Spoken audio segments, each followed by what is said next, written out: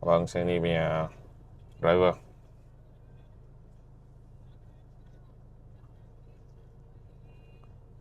Sampai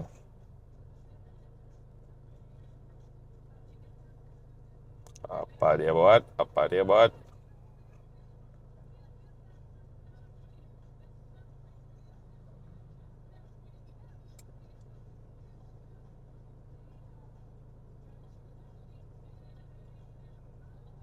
Apa yang dia mencari itu?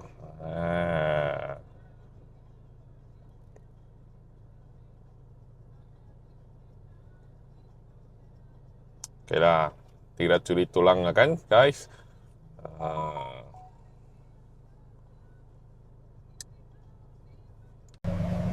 Yo, jom follow, like, komen dan share Abang Sani. Teruskan usaha, jangan pernah berhenti.